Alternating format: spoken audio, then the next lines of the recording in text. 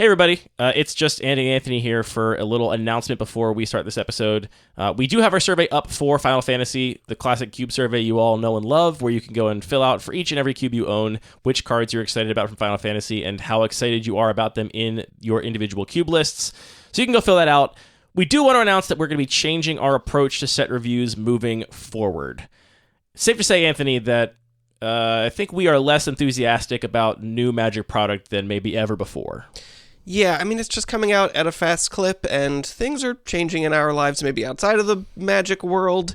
We got other hobbies, and just keeping up with this volume of cards is not where I'm having the most fun. There's a couple things that to this for me. One of them is that, when we started the perspective surveys, which actually started before this podcast, it's one of the first things we ever did on the Lucky Paper website. It goes back to 2019, I believe, for Eldraine. When we started doing these surveys, in my mind, it was kind of a response to what was at the time the predominant type of cube content, which was set reviews. Lots of people published their set reviews. Other cube podcasts, cube YouTube channels were always talking about all the new cards from the new sets. And something that always irked me was that everyone would talk about the most cubable cards, and they would just list the most powerful cards in the set pretty much universally across the board. Yeah, the set reviews for Cube very much echoed the set reviews for Constructed or Limited, focusing on which cards were going to be, quote-unquote, the best, meaning the most powerful. But if you're listening to this podcast, you probably know that we like to think about it from a different perspective, which is more focused on what's going to be the most fun, because you're designing a little sandbox, and whatever cards are the most powerful don't necessarily translate to what's going to be the most fun. Yeah, so initially, I saw this as like our answer to that type of thing. It's like, well, actually, let's really ask people what they're playing, and I bet it's not always just going to be the most powerful cards. And ultimately, I think we have to prove that to be true, right? There's a certain texture to cards that show up highly in the survey, and I think the top performers tend to be more powerful cards, but more than that, they tend to be cards that are like easy to understand. They are similar to cards people already know they love for their cube, they want to play more of, or they're sort of very generic effects, right? The top cards were always like, I think the most popular cards in our survey ever are like Consider and Usher of the Fallen, like, in terms of their relative popularity in each individual set, which are not the two most powerful cards printed in, the past 7 years or whatever. It was also a way to get some data that we could use to talk about the cards from a perspective that wasn't just their power level.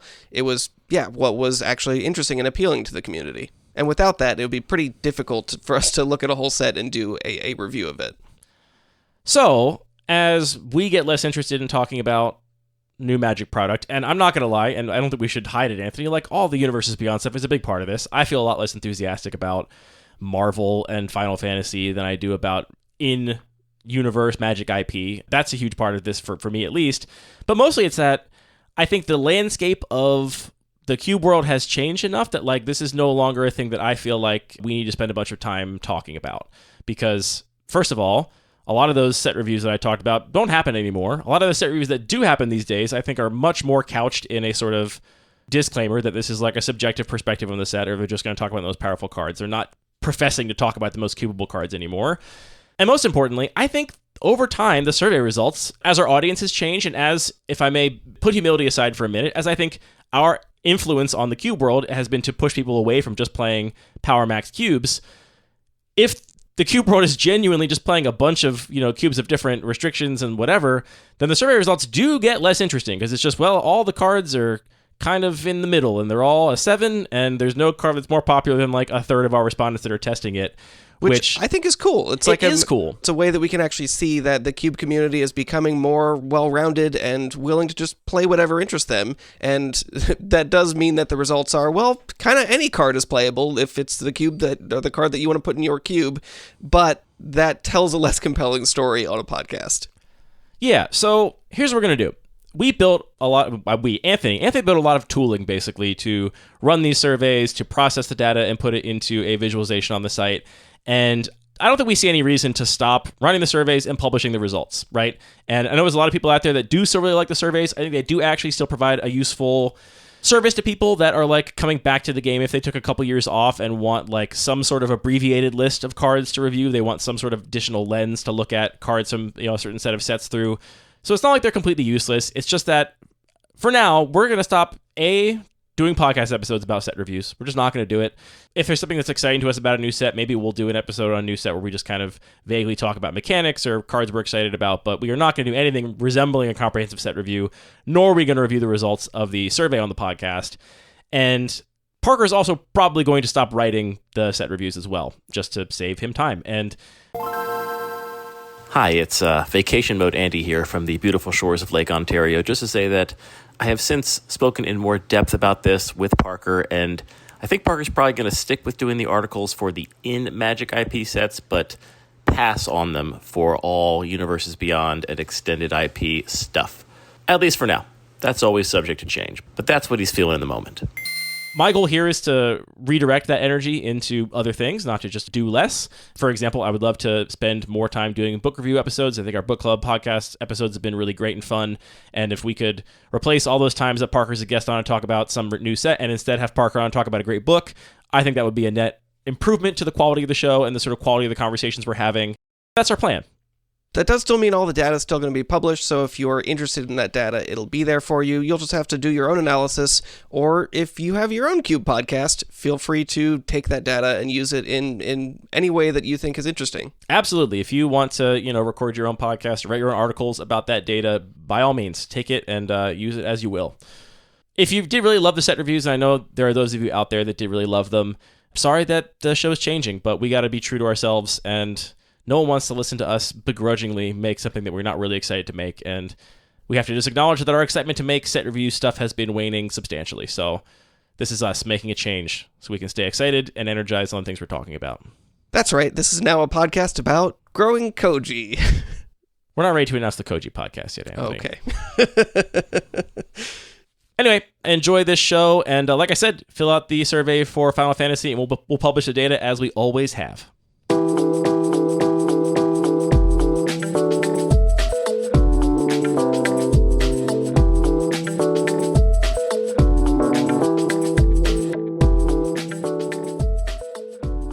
We are gathered here today to celebrate the life of the Degenerate Micro Cube. It's never easy to say goodbye, but it is important. We're here because the Degenerate Micro Cube meant so much to us. It's hard to put into words how much the DMC will be missed and what a positive impact it had on each and every one of us. Though it is now gone, it will never be forgotten. Here to deliver the blessing is Pastor Anthony. Good riddance. He's pissing on the grave. Oh, he's pissing on the grave. I would never. So that's your blessing? Good riddance? Yeah, yep. I would not make a good pastor. Please do not try and hire me. Just think of the damage you could do, though. Think of Once the you get on the psychological inside. damage. I've decided to pull the plug of the Degenerate Micro Cube, Anthony. I was looking around and thinking to myself, you know what? 5 cubes is too many cubes to have in paper. Interesting. I don't know if everybody would agree with that, but no, I think you're right. That's for me. That's too many. We have a big play group with lots of cubes in it. What's the right number of cubes, would you say, for one person? 4. Well, at least one, certainly. Is it like bicycles? Is it one more than the number that you currently have? It's not. I don't think cubes are the kind of thing, for most people, a few select sickos excluded, that they just sort of snowball and you get more and more and more. It's not that kind of thing. But yeah, I mean, honestly, like, I was looking at the cube, I was thinking, when am I ever going to bring this cube out to Cube Night? When I have the Fun Magic Cube, Sacred Geometry, the Neoclassical Cube, and 100 Ornithopters in my sort of stable. When is this ever going to come out? And the answer is, honestly, never. And part of playing Magic is that, these cards have some sort of, value to them, and they can be liquidated if need be. And I figure, you know what, this is just sitting on a shelf somewhere. Better these cards go to somebody who's actually going to use them, and then I can take these sleeves, this box, this space in my life, and do something else with it. So this is going to be a retrospective, a eulogy for the Degenerate Micro Cube in this episode, where we talk about what it is, what I learned from it, and why I've decided to pull the plug on the life support system that it's been on for a while. I'd say it's been on life support for a while. Interesting. I was a little bit surprised to hear that you were taking it apart, because it's something that you've put so much work into, a lot of passion. You've inspired many people to make similar cubes based off of it. And then I thought more and was like, yeah, but it has been a while since I've seen it actually get played. So maybe this is less surprising than I thought it was initially. I have put a lot of time into it, and I am very touched that a lot of people have taken the idea and run with it, or at least taken the sort of... I mean, if anything, I think I kind of maybe served to bring this 15-card microcube format that as far as I know, Max Hero invented to a broader audience.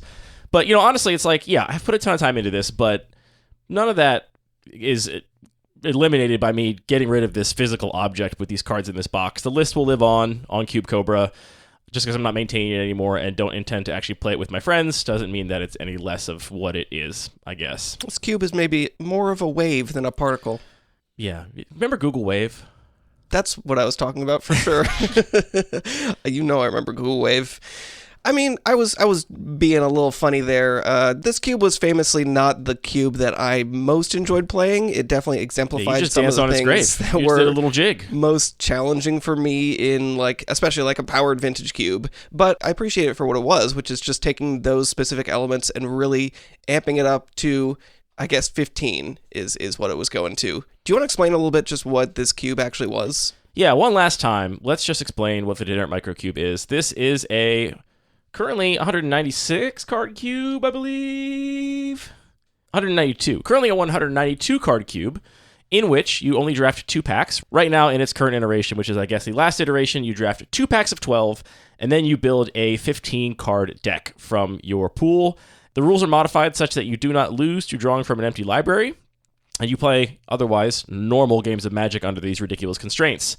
The really radical thing here, it's obviously the reduced deck size. You essentially start with half your deck in your opening hand, 7 out of 15 cards, which means you basically have the same chance of seeing a card in your opening hand here as you would if you had 4 copies of a card in a constructed deck, which is kind of the thing I was trying to emulate here a little bit, was bringing like constructed level consistency to combos and other like unfair Magic that I think is otherwise kind of hard to make work sometimes in singleton cube environments where you're playing 40 card decks. You know, I know a lot of people enjoy cubing with like Dark Depths, for example.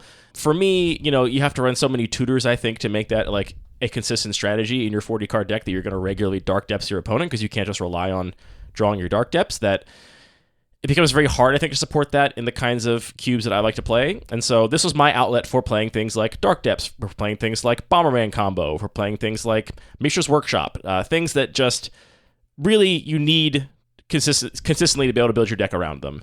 And I ended up pursuing basically all the most broken stuff you could do and least fair things you could do in Magic within that restraint.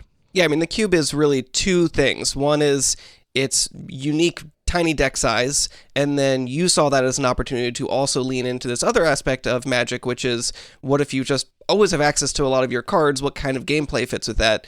And those kind of like most broken, I mean, show and tell, Dark Depths, or things that are trying to play against the people that are trying to do a big combo in the first couple turns, is all about what this cube is. And the gameplay was very novel. It's all about sort of like, after game 1, you kind of know your entire opponent's deck, and you're trying to make every single one of your cards line up in the right way against your opponents, whether that means having the single bounce spell for the Emrakul that's getting cheated in, or the Path to Exile to deal with that Merit Lage, or, you know, making sure that you have a threat left when your opponent uses all their removal, and navigating these really kind of puzzly, lots of high known information games. Yeah, the way I would describe it to people is that I think most drafted cube environments are largely about these kind of abstract heuristics, right? It's about like, well, I've got a certain density of threats, a certain density of removal, and I want to like curve out and like have my deck be efficient and be able to execute its plan. But you're, you know, kind of playing against an abstract cloud of what your opponent is capable of doing. And this format is not about those abstract things at all. It is 100% about the cards in your deck. It is like, you have one answer for their one threat, and you better cast it before they have Counterspell up, or you better have Thoughtseize before you cast it so you can clear that Counterspell. It becomes very clearly and very quickly about just how your deck lines up against your opponent's deck in very real sort of material terms, and nothing abstract at all about it. Which is very different if you're used to playing a lot of draft. That is not how most draft works. It's also one of those environments where you kind of have to know what all the cards do, and know what they do in the context of the cube. Like, Emrakul, it's a thing I can't cast because I can't have enough lands in my deck if I wanted to. Literally, right? That would be because you put that one card in. It wasn't a minimum of 15, right? It was exactly 15 card decks. We'll get to that. We'll get to that later. But for now, it is exactly 15 card decks. Exactly 15. So you need to know, like, oh, this is a specific card that works with Show and Tell, or is Through the Breach in here? What are the other ways to get your Emrakul out? Your Oath of Druids, and honestly, the Eldrazi Titans channel for sure. The Eldrazi Titans are also here largely because they also reshuffle your entire graveyard. Like, playing any discard outlet and Emrakul as your way to never run out of cards in your library is a pretty robust recursion engine. So that's a big part of the reason those 3 cards are here specifically. Is that where you started with this cube? I feel like in its very early conception, many, many years ago, you were more interested in sort of like longer gameplay and looping stuff through your graveyard, like being able to refill your library with a bunch of things and that being the main focus, or was it pretty much all about these broken combos from the beginning? It was pretty much about the broken combos from the beginning. I mean, that recursion part is really important. Like being able to recycle your graveyard, even if you are a broken combo deck, for the most part, is very important here. Sure, because you don't lose from decking, but still, like, if not drawing a card every turn is a pretty big opponent downside. counters your 3 threats, you need a way to put those threats back in your library, or you don't have a way to win. Exactly, yeah. So that is a big part of the environment, even at the highest peaks of power level. The cube came about because of 2 things. One, I read this article years and years ago, now I guess in like 2019 or something, on Max Hero's 15-card Singularity format, which is just this same format I just described, except his is packs of 10, and you build a 15-card deck where I eventually upped it to packs of 12. And I thought that was a really cool idea, and Max did one certain type of thing with it. He kind of really dove into just what was uniquely recontextualized by that deck building constraint. Like, kind of all the cards were just about how that deck building constraint related to it. So he played like, the storage lands, for example, where it's like, now you can make more mana than your deck has lands in it, but the decks were much slower and grindier for the most part, and it was, I think, even more about recycling your graveyard. And, he had Mill's win condition in the sense that you could at least rob your opponent of all the resources, right? Sure. So he was doing a lot of things that were not interesting to me, but I liked the sort of format. I thought the idea of a tiny cube that you could, carry around easily and draft quickly was really appealing. So that was kind of lodged in the back of my head. And then I also separately was having a conversation, now this would have been 2020 or 2019 on the Discord, about how I do like combo. I like playing combo in Magic. It's just that I feel like, for the reasons I already stated, it's hard to put A-B 2-card combos in your typical cube because it's hard to find those pieces. And at some point, those things just clicked in my head. I'm like, oh, well, here's a format where you can find pieces very consistently, and these are cards that I want to play in cube somewhere, but I don't have a place for them because what's the right cube for Flash? What's the right cube for Dark Depths or, Bomberman or whatever these sort of combos are? And again, for me, my goals, it was hard to fit them into many of my existing cubes. So that kind of just clicked and became the Degenerate Micro Cube, what it is today, or what it was, I guess. We also talk a lot about how important just setting expectations is to people having a good time, and I think you're right that in a lot of lower power cubes, maybe this is what you're getting at, that combo can just kind of like come out of nowhere. It's like, okay, I have this deck that I have these 2 cards that I can just win the game, but I have to draw them, and my opponent might not see it coming, and it just feels like kind of a letdown, where it's like, oh, I didn't even know you could do that. But then also, even if you have the combo, you might just not draw it, and lose all the other games where you don't just get a little bit lucky. So making an environment that is really just about those combos. So when you're showing up at the table, it's like, be prepared to win against these kinds of things or not, I guess, in my case. And with regards to combos' relationship to other cube environments, right? Like, I'm sure there are a lot of people listening that have Dark Depths in their regular cube and think it's totally fine and doesn't cause any problems. And I'm sure you're right? I think you definitely can put a Dark Depths package in a cube that is singleton, that is full 40 card decks, no rules modifications, and make it play reasonably. I think what that usually necessitates, though, is basically like a lands package. Like, you need a deck that you otherwise already want to be playing, that otherwise is consistent, that you can then sort of slot Dark Depths into, that has reasons to tutor lands or recur lands, that you can then make this kind of the cherry on top of the whole archetype. And what I think it's really hard to do is say, what if I just want to put Dark Depths combo in any deck? I want the flexibility to be able to say, this is my win condition, but my strategy, my engine can be whatever I want. And that's where I think that doesn't really work in 40 card limited, right? Because either you draw both halves of the combo, and then you're probably doing something that in terms of like rate and efficiency is way better than anything your opponents can possibly match, or most likely you just draw one half of the combo and you're like, well, now one of my lands is Thespian Stage for the whole game, and Dark Depths is 4th from the bottom of my library, and because I'm not playing like a lands archetype, I'm never going to draw it. So these cards are just bad, right? That's the texture I think that a lot of AB combos specifically take in a lot of cubes. It's like, if that combo can be complementary to a fully fledged archetype, then you can make it work. But if you're just putting the combo in alone without it sort of relating to an existing deck in the environment, it tends to be very polarizing, I think. Yeah, definitely. I mean, you're also getting to the fact that even though there are a lot of AB combos in this cube, a lot of them also do have multiple interactions, like you mentioned the Eldrazi, that are part of the cheaty archetype, but they're also potentially in some decks just used to be able to recycle the graveyard or, do other nuanced things like that. So there is, when you really lean into that, you sort of built out this matrix where you still have a lot of texture in the way that the cards relate to each other, even though in isolation, like if you just put two of these cards in a different cube, they would just be about that combo and not really have any other purpose, Like you're not playing Pestermite in your vintage cube unless it's part of that combo.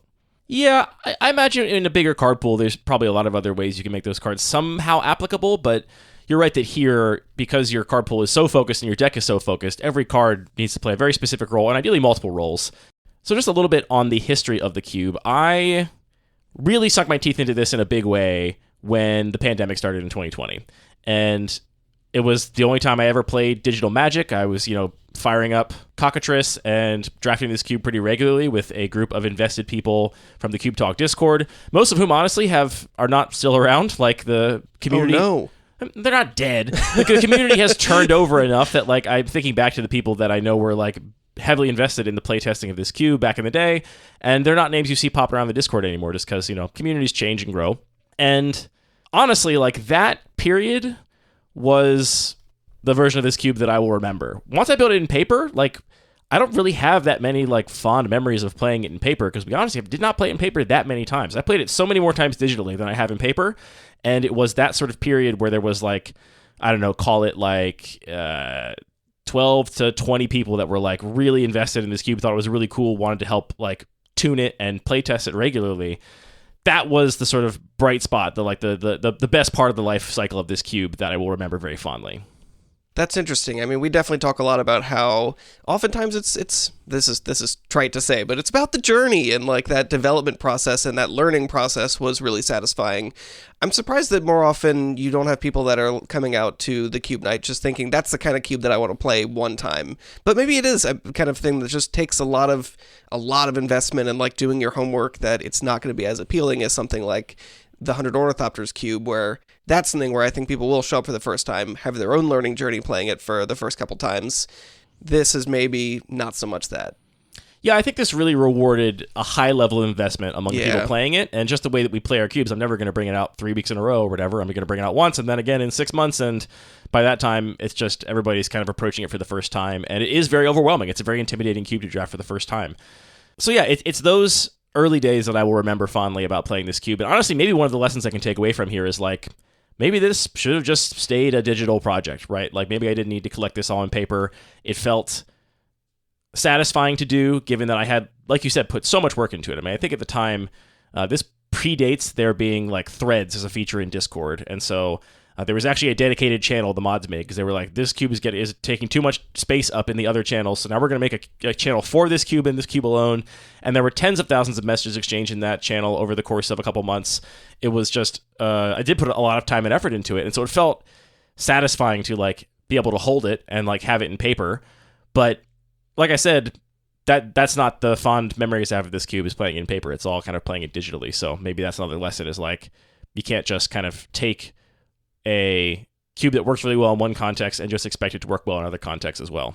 That's really interesting, how the context can really shape what kind of cubes make sense, and the difference between this is, if we had the same 8 players showing up every single week versus we have a rotating cast of mixed experiences, the kinds of cubes that are going to merge from those different play groups are going to look really, really different. Absolutely. And I think that's something that a lot of people that participate in cube discourse do not realize and or take for granted. Yeah.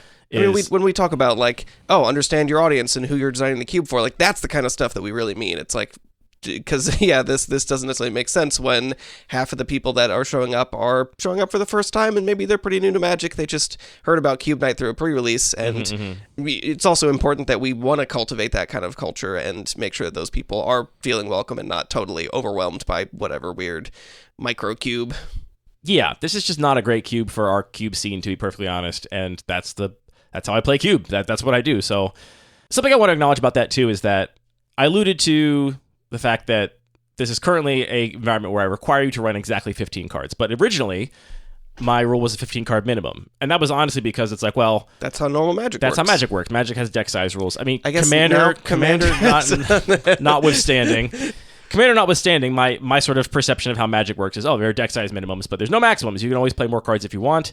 And so that was the rule. I was like, you play 15 cards, and if you want to play more, you can.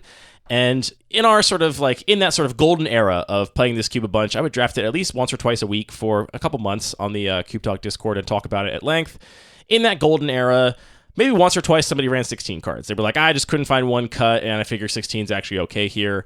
But for the most part, people were just playing 15 cards. And that's because the people that were playing the cube were like other cube designers that were interested in this conceit. They were interested in the idea that this was a novel design space, and what cool things can 15 card decks do that you can't really do with 40 card decks. And so they were bought in a way that not every player in the real world is going to be, because when I brought this cube out and started playing it in paper and just put it in front of the average cube spikes in our play group that may or may not care a lot about cube design, may or may not think about this conceit as an interesting design exercise, they were just like, I'm going to play 25 cards. I'm just going to play, 3 different combos across 25 cards. And instead of playing a janky way to reshuffle my graveyard, I'm just going to play more cards. And then I won't run out of cards. Literally just have more threats than you have answers. So therefore I will win the long game eventually.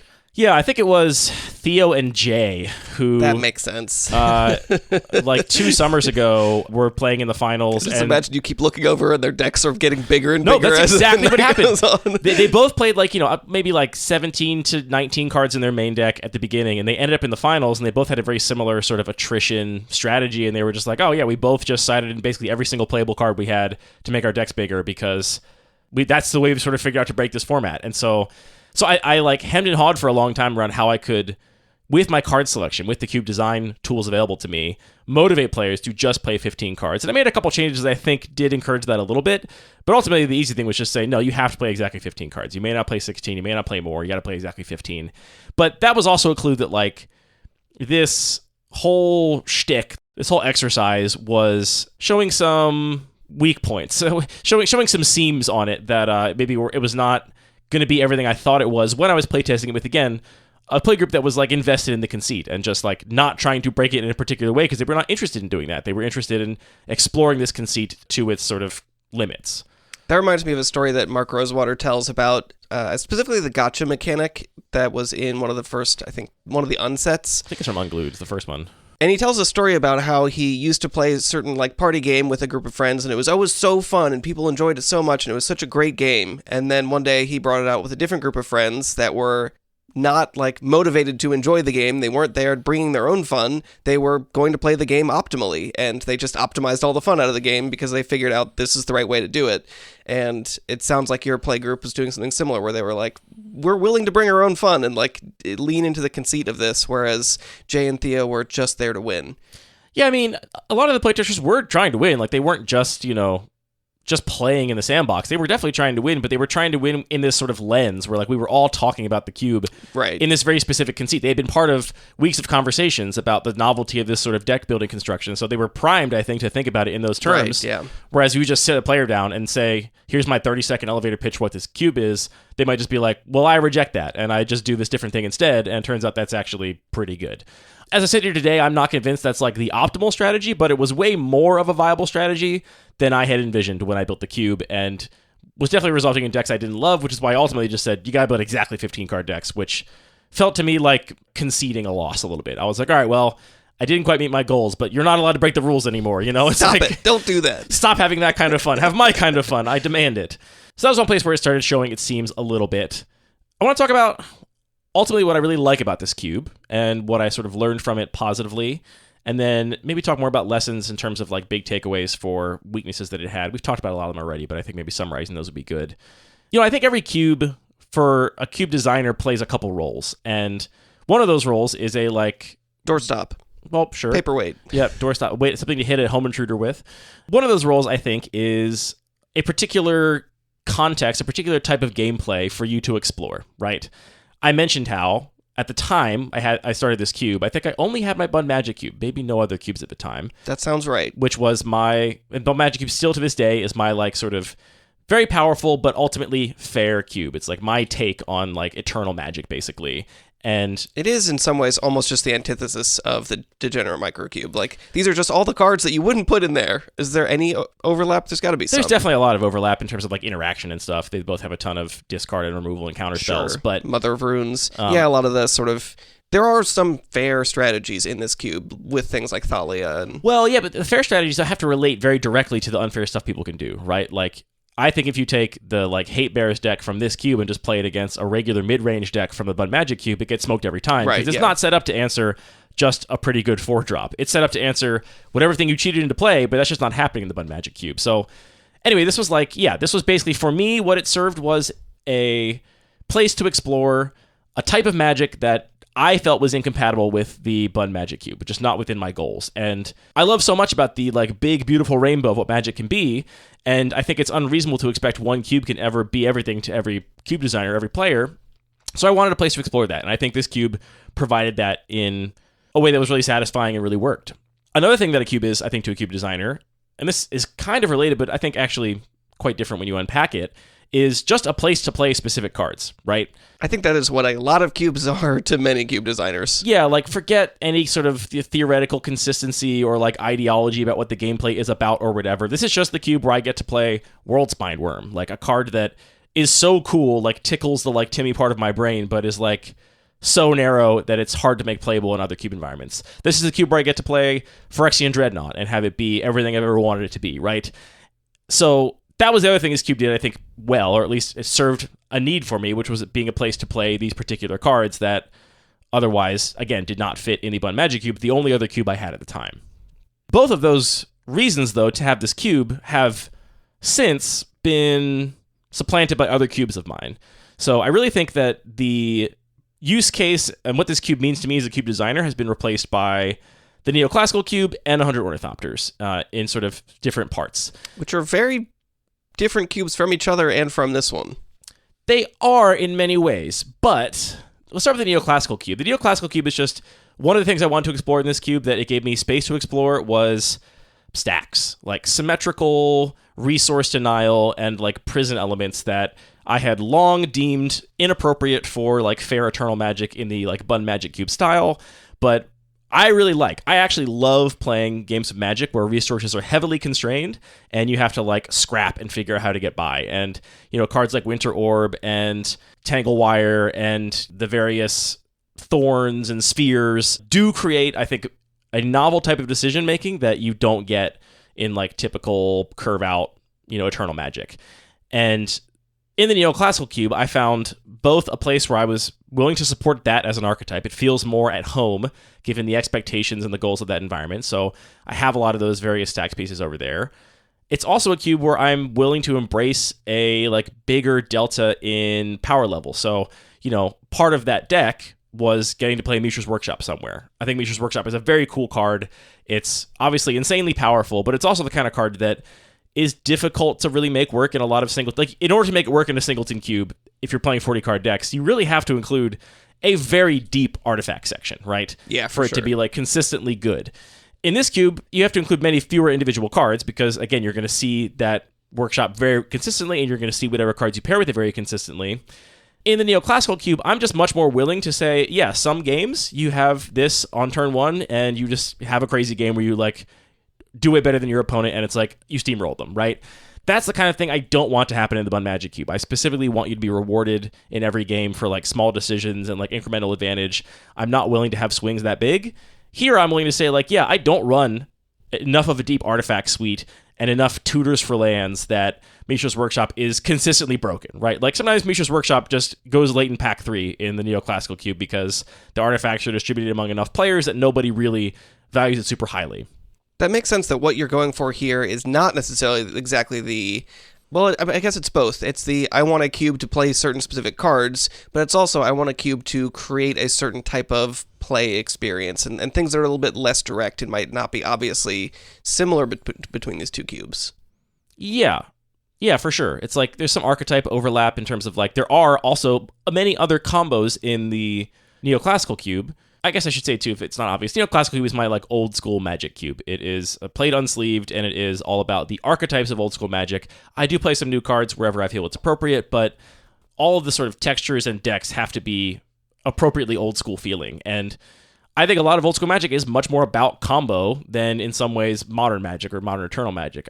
That's a purely like my perception thing. Like I'm sure the actual facts, like right now everyone's mad about Oops All Spells being broken in Legacy, which is a combo deck. So like, yeah, I don't write in saying that like combo is even more a part of the current Eternal metagame than historically. But, you know, I think about like kitchen table decks now compared to like kitchen table decks circa 1994. I think in 1994 kitchen table decks had a bunch of combos in them, and nowadays your kitchen table deck generally will not have like an AB combo. It just feels more old school Magic-y to me. And so I have more combos in that cube. They're mostly not the same combos that I have in this cube just because of power level and, you know, card availability, but it fills that sort of, at least part of that niche for me of saying like, I want a place where I can play combos and explore combos in Magic. And for a little while, that was just the Degenerate Micro Cube for me, and so I sort of did that to the extreme. But now that I have the Neoclassical Cube, that's another place where I can play some of these symmetrical resource denial cards and also play AB combos and explore that space. That makes a lot of sense, and that's an interesting way to think about a cube just not being necessary anymore. And I think that now that I'm thinking about it, that's not totally unusual that somebody builds their first cube and they kind of want it to be everything for them. They want to put all their favorite parts of Magic into it, and then inevitably every cube designer builds a second cube, and that kind of means the first cube doesn't have to be everything anymore. So whether that means the first one starts evolving or ends up being just replaced by multiple different things that reflect different aspects of the things that they enjoy about Magic in different ways, that is maybe, you know, has a little bit more room to breathe. I think that's not an uncommon pattern.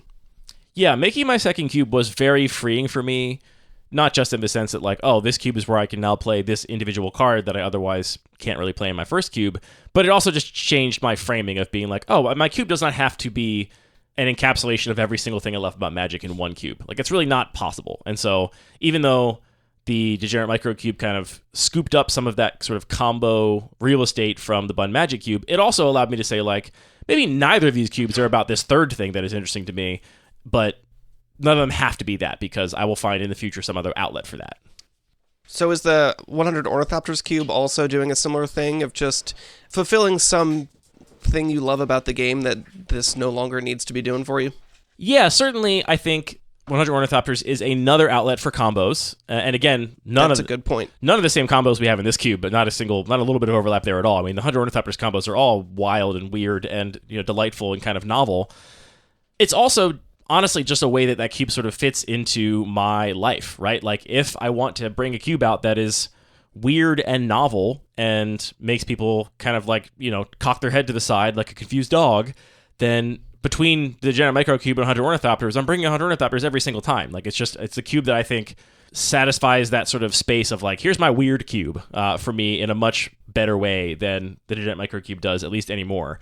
Yeah, that's kind of like a meta level replacement, I guess, in the sense that like in my cube stable, it's like, well, I've got my high-powered, you know, fair magic cube. Now I've got my like simple, like introductory cube that's more approachable to people.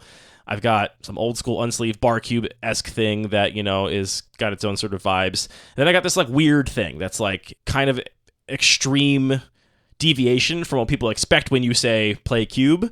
And putting this we found that to be not so much the case anymore. People go to a shop saying, oh, do you have cube here? Yeah. Is it the Ornithopter cube? Well, that's happening a little bit. When we put this on the scales next to 100 Ornithopters, though, really this cube taught me a lot of hard lessons about modifying the rules of Magic. I've said before that one thing I really love about the 100 Ornithopters cube, it is like maybe my favorite abstract thing about it, more so than even the, you know, card alterations and all the sort of like fun stuff like that. I just love how radically it recontextualizes what Magic is and how it does so with only card choices. There is not a single rules modification in 100 Ornithopters. Everything is exactly the same. The only thing that changes your experience is the cards you see in the packs and then subsequently put in your deck. And I think there's a lot of space for more extreme cube design in that space, but compared to this cube where I have to sit down and be like, all right, everybody, you don't die from decking, but also your starting deck size is 15 cards. It's got to be exactly 15 cards. And because you don't die from decking, you're probably going to want to consider taking some of these cards that reshuffle your graveyard. And you can't play more than 15. You used to be able to do that, but you're not allowed to anymore. And for by the way, in Snaring Bridge, and for one awful draft, I said if you if the game ends in a draw and you control Ensnaring Bridge, then you actually lose the game. Which we talked about that in a past episode. People can go listen to that if they want to hear more details. that just was so clunky, right? It was just a so much less clean gameplay experience, clean drafting experience, clean cube night experience compared to just sitting down and making packs of 15 and drafting, a regular cube. Regular in big air quotes, as in not your regular cube. And also, Hunter Ornithopters is not actually that normal, but it doesn't actually have any rules modifications. And it will be, I think, a long time before I hazard to make a rules modified cube again because of the lessons I've learned from this one, which is that it is a huge barrier. Like, most people that are not your regulars that draft every single week with you that show up to cube night are already a little bit nervous. They're already a little bit intimidated, period. They're going to be playing with people they don't know. They're going to be drafting cards they don't know. They're going to be, probably losing a lot because they don't know the meta of these individual cubes.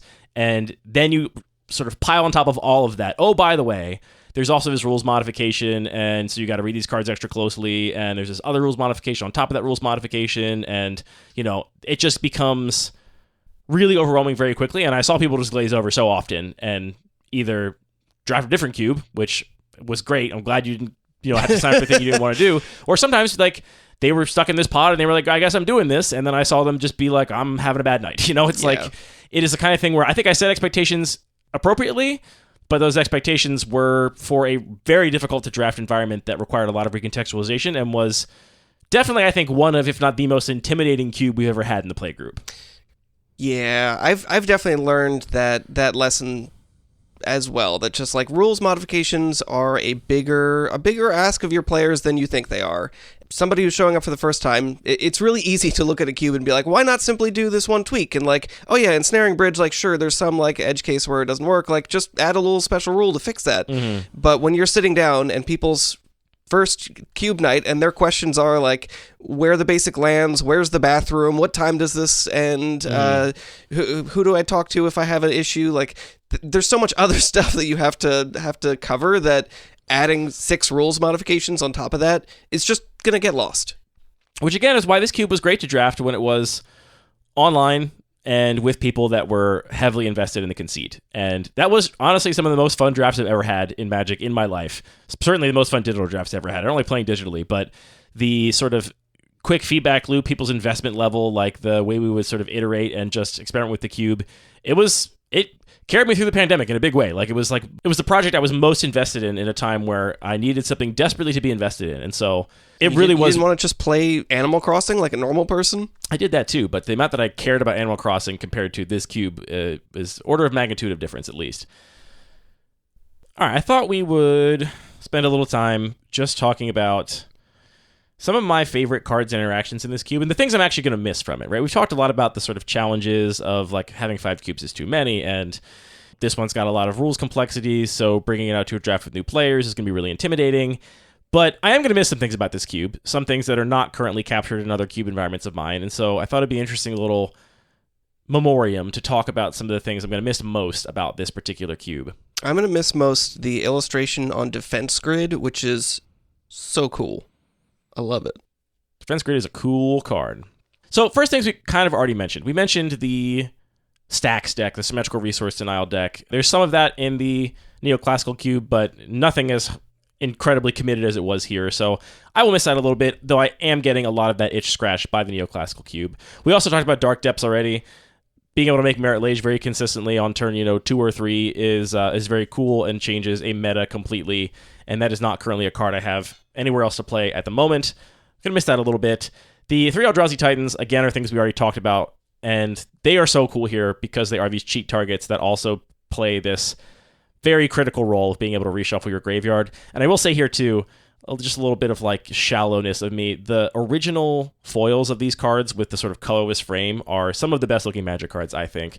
They are also just something about the illustration style. I think this is the kind of big creatures that are very evocative and meaningful to me, and is so much cooler to me than I don't know, it's a big dinosaur.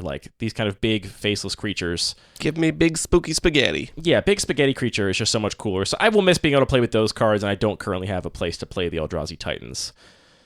Next up is the Bomberman combo deck. This is maybe my favorite deck to play in this entire cube. And for those that don't know... Is it not in the Neoclassical Cube? It is not. Auriok Salvagers is not in there, nor is... No part of it is in there. I guess not. Yeah. For those who don't know, the Bomberman combo is Auriok Salvagers plus Lion's Eye Diamond. Auriok Salvagers is a 4-mana 2/4. The relevant part is that it has a 1 and a white activated ability to return target artifact card with converted mana cost 1 or less from your graveyard to your hand. And Lion's Eye Diamond, for those who don't know, is a Black Lotus that forces you to discard your hand to activate it.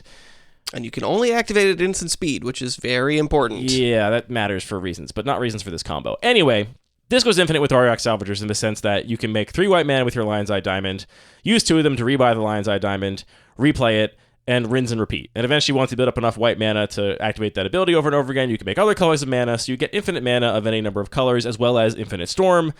But what's really cool to me about this combo is that it also empties your hand, which means that you have to have some other way to win.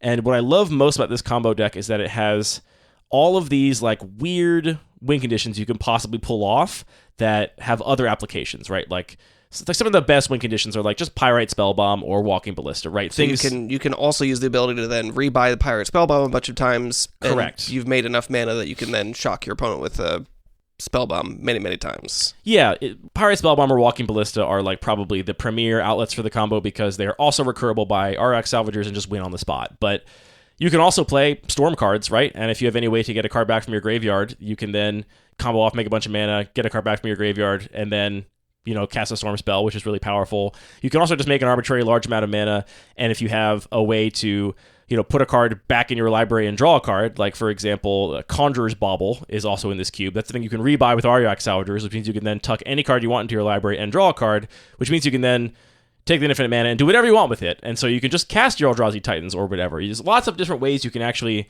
combo off, and it's just such a cool combo to me that it takes Lion's Eye Diamond, which is obviously a broken Degenerate combo card, but I think on its face, when you read it, you're like, what does this card even do? Like, I can't cast spells with this mana. Why would I even play this card? I mean, and to be fair to Lion's Eye Diamond, that's how it was designed. It was designed to be a joke card that was bad. Right. And it's so cool to me that it was designed in that way and that it becomes part of this combo. So I'm really going to miss that combo deck. And someday I will design another cube where this combo specifically fits. I will say, I've been on the hunt for a heavily played Lion's Eye Diamond to put in the Neoclassical cube, but I would not put it in alongside Auriok Salvagers. Auriok Salvagers does not feel old school to me, so it would just be in there to do even jankier stuff with just like a tutor or like some card draw engines or something. Interesting. Isn't Auriok Salvagers from the first Modern Frame set, though? It's pretty close. Very shortly after, if not. No, it's because it's from 5th Dawn, and if it was Mirrodin first, then Darksteel, then 5th Dawn. It was shortly after, right on the heels of the switch over to the Modern Frame. So I'm going to miss that for sure. The next combo deck I'm going to miss is Flash. Flash, 1 and a blue, instant, put a creature card from your hand into the battlefield and sacrifice it. You could also pay its mana cost if you wanted to roost by 2 to keep it, but that's not what you do with this. This is just 2 mana, trigger and enter or leaves the battlefield ability of any creature in your hand, which in this cube, my favorite thing to combo it with was World Spineworm. Just 2 mana, make 15 power of tramplers across 3 bodies at instant speed. But this was another sort of example of like, there is no Flash combo in this cube where you just win on the spot, right? You don't just get to cast Flash and then the game is literally over. You cast Flash and now you have some massive advantage, right? You flash in Atraxa, you like mono-tutored your whole deck into your hand, and now you can reanimate Atraxa, and like now you have a huge threat, right? Like it's a huge way to set up a big board state, but it, again, like the sort of Lion's Eye Diamond Bomberman combo, had creative ways you could put it to use, right? It wasn't just like you just did this thing and then it was prescriptive. It was kind of very flexible how you would actually abuse it. And I just love a cube where I can put cards like World Spineworm, because what a cool threat. I love that card so much, and really only works alongside Flash unless you're doing some really freaky stuff. Okay, but if you did put World Spineworm in your Sacred Geometry cube, would people just cast it? I think games are probably still quick enough. Yeah, there's no way. You're not casting it. Okay. I think it's... I would try. Got it in my hands here. It is 11 mana. 11 mana. So, let's just say you have... I've had 11 mana in that Let's cube. just say you have 17 lands in your deck. You would just have to have drawn 2/3 of your deck and played all the lands out of your hand. Brother, I've been there. I have been there.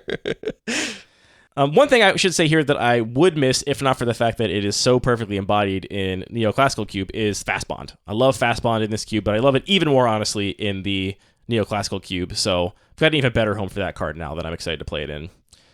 Maybe the card I'm going to miss most, and a card that I'm trying maybe to squeeze into the Neoclassical Cube, is Phyrexian Dreadnought.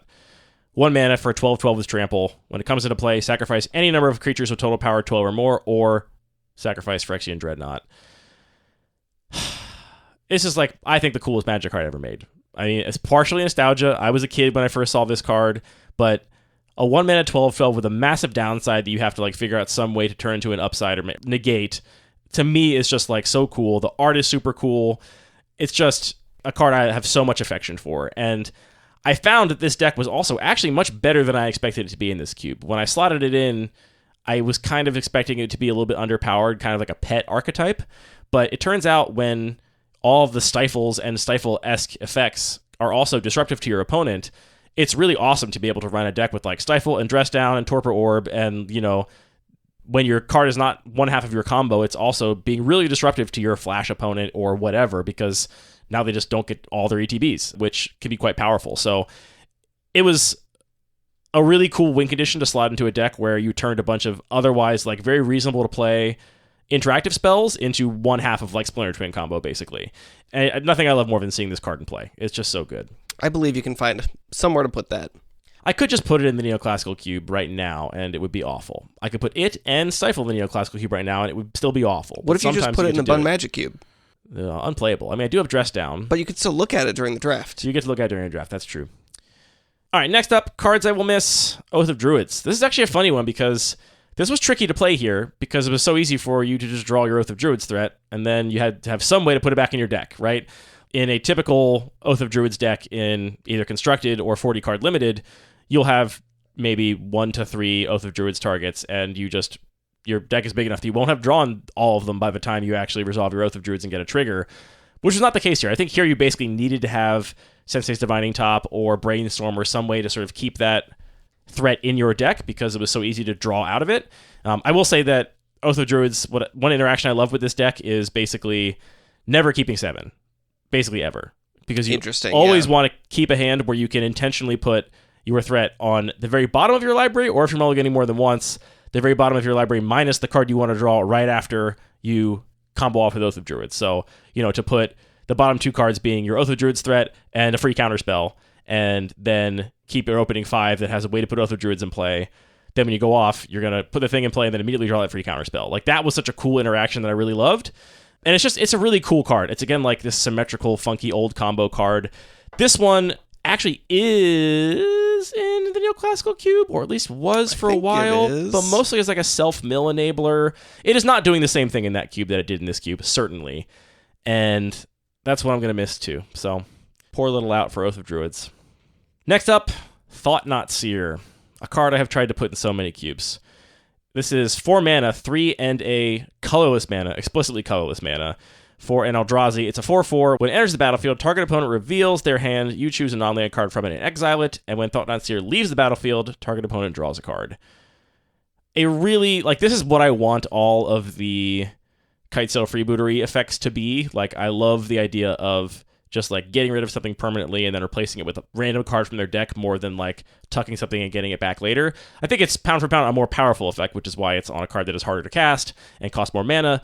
But awesome, like genuine threat. A 4/4 is just a good card that you can attack and block with that also has this like cool level of interaction. You can definitely make this work in a regular 40-card cube if you sort of choose your mana fixing carefully, right? And I've actually, in the past, started to design cubes like this where I'm like, I'm just going to make my mana fixing all pain lands and filter lands and like lands that can also tap for colorless so that I can play a set of devoid cards, basically, and have that be one of the sort of themes you can build around if you want. Yeah, it's not a huge burden as a designer to make that work. Well, it depends on how you define a huge burden. I think it does put a lot of restraints on the kind of fixing you can and should run. It all depends on how consistently you want to be able to cast it too, right? Sure, like if I was trying to put it in like a Bun Magic style cube, it's like I better have colorless mana by turn 4 every single time because that's exactly when I want to cast this. I don't want to cast this on turn 7. I want to curve into this. But if you're willing to do it less consistently, then yeah, maybe you just get away with a few cycles of fixing lands that produce colorless and call it a day. Also, just super sick art. Just a card I have a lot of like just soft, emotional, positive reaction to. I think it's just very cool and was glad to have a place to play it for a little while. I'm learning today how much you like Eldrazi. I do really like the original Eldrazi. I don't know what it is about those freaky little guys, but they do work for me. I know that Thought Not Seer is not one of the originals. They're freaky big guys. That's true. I know that Thought Not Seer is not one of the originals, but nevertheless, I think it's pretty in the spirit of the original Titans. Last 2 cards here. I loved Aether Vial in this cube. Aether Vial was like one of the most perfect cards for this environment. This is an artifact, 1 mana. At the beginning of your upkeep, you may put a charge counter on it, and you can tap it to put a creature with a converted mana cost equal to the number of charge counters on it from your hand into play. So this sees play in Constructed, or at least did ages ago, as a Hate Bears deck card. You would play an Aether Vial on turn 1, and then starting on turn 2, you could play a 2-drop and a 1-drop. And next turn, you could play a 3-drop and a 2-drop. And you'd probably usually stop taking it up at 2, just putting into play all of your Hate Bears for free on end step. You could, take it up to 3, and then you could actually use Flicker Wisp at instant speed, which was really powerful in, a yesteryear of Legacy. That's why this card was played there, and that's mostly what it did here. It's also just so good against counter magic. If you can just get the Aether Vial in play under a counterspell, you're on the play, they don't have a free pitch counterspell, you just play your Aether Vial. Now you can play every single creature in the rest of your deck without ever having to cast them, which is so good against counterspells. And it was really cool to have a card that was both a build around for a certain type of Hate Bears deck or a sideboard card against a bunch of counterspells. And in this cube, it also allowed you to just, the game has reached a stall. I will just take it up to 15 and put Emrakul into play then. How about that? Yeah, there are definitely these moments where it's okay, we've deployed our things. Who wins eventually, given the elements that are in play? Yeah, it had a really cool who wins eventually rider on it that I thought was very satisfying. This one, though, it's not that you need it in multiples for your deck to be good. It's that it is so much worse not on turn 1. As the game goes on, it gets just worse in a, extremely steep way. Obviously, a lot of 1-drops are not as good on future turns of the game, but playing your Savannah Lions on turn 4 is all right, it's not what you want to be doing, but it's still a 2/1, it's still a threat. Maybe you're double spelling in a meaningful way. Right. This, and on later turns, just it falls off so quickly that it's kind of a bummer to include in a 40 card deck, because you only get to have those Aether Vial games, one in every 5 or 6 games, compared to in this cube where you got to have it every game if you wanted to. You could mulligan safely to it, and just every game was about Aether Vial, which made it a really cool thing to play with and added a cool texture of play that I will miss. Someone out there listening has just started designing the Aether Vial cube. Stop doing that. Oh, We're saying no. don't do it. Oh, no. 100 Aether Vials. Or just everybody. No, I'm not even gonna speak it. Not even gonna speak the Aether Vial emblem cube into existence. Don't do it. Don't do it. Or do. I don't care. If you do it, you're not allowed to make him play it. The last one here that I'm really gonna miss is Bazaar of Baghdad. This is another great example, I think, of a card that you definitely can make work in a 40-card cube. It just requires a ton of support, right? You need to have a really deep Madness deck or a really deep sort of self-mill your own Graveyard Matters deck. Really deep themes and a ton of support before you're super happy to take a Bazaar of Baghdad highly. I think about it in Julian's Compost Cube. It's a very playable card there, but that entire cube is basically about the graveyard, right? That takes an almost cube-wide support to make that card a pretty good playable, but it's still not a massive bomb in the Compost Cube, at least in my reckoning. Maybe Julian can write it and tell me if I'm wrong. I just played that cube for the first time last week and played against a pretty new player, and I had to tell them that land does not tap for mana. It was rough. Yeah, it's a very peak unfriendly card to new players too, because it doesn't tap for mana, and then also it's really bad unless you have built around it. You cannot just play it for card selection. She was building around it, but not enough that it was worth the cost of the mana. But, this card has such cool vibes to me. It is too expensive for me to realistically ever get a beat up enough one to play in the Neoclassical Cube. I might consider playing it there if I could. And before you write and tell me I could proxy it, I know I can proxy it. I'm aware of my free will. It would be pretty bad there, but would be the kind of card that maybe sometimes would have a bright spot. You could sometimes make it pretty good. There's a reasonable, Madness themes and a couple your own Graveyard Matters stuff. Reanimator decks might play it. But here, it was really cool. It was never great, I gotta be honest. It was never a super good card. And for a little while, I actually tried a Bazaar aggro deck that was dedicated to Vengevines and the Root Wallas and stuff, and would try and just play fair Magic with a Bazaar Baghdad on turn 1. That didn't end up working out either for various reasons. But it was just a card here that did so many weird, funky things, right? My favorite recursion engine in this cube was Bazaar Baghdad plus an Eldrazi Titan, because there's no way to stop that pretty much at all. At least in this cube, right? You've got all those stifles in there, though. That is the one where you have to do it, right? And now the stifles, only a stifle itself actually counters the thing that's hitting the graveyard. The dress downs and torpor orbs and stuff only care about things entering the battlefield. So it was literally just stifle, you're right. But the fact that this was a land that couldn't be countered, was hard to destroy in this cube, and then the other card, you were not casting, and if they made you discard it, great. It just did its job. Now it's shuffling my library again. Just made a very sort of slow, not very efficient, but an extremely reliable recursion engine that I thought was sick. This was great in the Reanimator decks here because it saw half your deck. Like it has tap, draw half your deck is what it says on it, which is really good for setting up consistent, turn one plays if you're then going to cast some free spells or evoke a grief and then, Bazaar of Baghdad and then find your reanimate and then reanimate that grief or, ephemerate it. You need some free mana in there to make that work. There's a lot of free mana running around here too. It just did a lot of cool stuff here and is a card that I really love. Like it's a card kind of like Lion's Eye Diamond where you read it and you're like, well, what do I do with that? Like, why would I want to draw fewer cards than I'm discarding every single turn? And yet we all know it to be broken in Eternal Constructed Magic. And I think this was a great format to play with those kinds of broken cards and figure out how you can make them viable in a limited context. Those are the cards we're going to miss most, I think, Anthony. So I think there's two really obvious questions here. Can I have that stack of cards? Well, yeah, that's the obvious question is give me those cards. What are you gonna build next now that you got this empty box and all these sleeves that you're about to unsleeve? And also, what are you gonna build with? What kind of cube do these go in? Not a fair one. I have no plans to build another cube. I'm not like I'm getting rid of this cube so that I can build more immediately. But that is what's gonna happen. Eventually, sure. Yeah, life is long. I will eventually design another cube. It is not on my mind right now.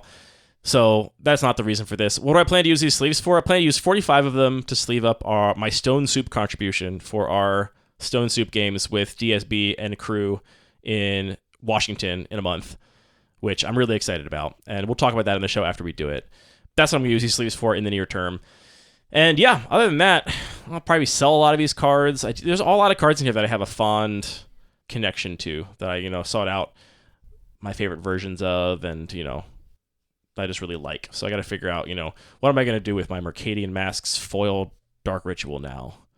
Or my Japan Super Series promo City or Brass. I don't know what I'm going to do with those quite yet, but I don't know. I think they will you have sit to make in a binder until I find a good place for them to play them. I think you've got the start of a cool artifacty graveyardy cube right here in the stack of cards that you don't have a place for and you want to play. I have no doubt you could design many cool and fun cubes around that seed crystal of cards, and I would love for a listener to do that and then let me play it, because I don't have the mental capacity to design another cube right now.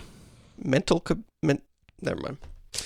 I will mention in passing that I have a list for a cube that I played with a little bit, probably like 18 months ago, that has been unupdated for a while. I've never had it in paper, but I think if I was actually going to try and build a place to play those cards, I've had a list for a 4-player cube that is all focused on that sort of class of combo, the Dreadnought combo or Bomberman combo, not like the sort of tippy top tier, Storm or really broken stuff, but just the one tier below, this sort of highly synergistic, flexible combos that can do Flash, for example, that can play a lot of roles. They're not deterministic in that you're always combining it with one specific card and doing this one specific thing, but instead you have to figure out a way to make them work, kind of synergies that just can be accelerated to an asymptote.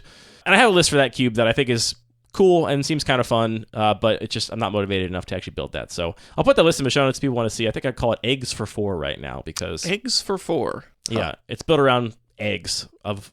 That was one of the secret. One of the sea crystals was I want Bomberman to be a thing here. I want eggs and Faith's Reward and Second Sunrise to be a thing here. And honestly, part of the reason I stopped working on that cube is that Second Sunrise and Faith's Reward are great in 100 Ornithopters. There basically is an egg strategy in 100 Ornithopters, despite there being no eggs. You just turn all your birds into eggs. Birds are kind of just grown-up eggs anyway, so it's kind of the same thing. So, yeah, that's a list that I think has some potential, but I got plenty of cubes right now. My dance card is full, baby. I'm happy. Fair enough. Everybody's got their special number, which is the number of cubes they can have. Well, thank you for coming to this funeral and listening to this eulogy in memoriam for the Degenerate Micro Cube. If you got your own copy out there, don't take this as any sort of suggestion that this cube have to take it apart now. Obviously don't. Those sleeves off. Don't take this as any suggestion that the cube is a failure or bad. It just doesn't fit my life. And if you've got, a play group that likes playing it, or even if you just love it and are willing to get people over that hump of getting to know the cube, please don't take any of this as me abandoning this project. I'm just not going to be updating it moving forward, and I'm taking it apart in paper because... But you are abandoning this project. I mean, so they can take it as that. Abandoning seems so negative. Euthanizing is more the...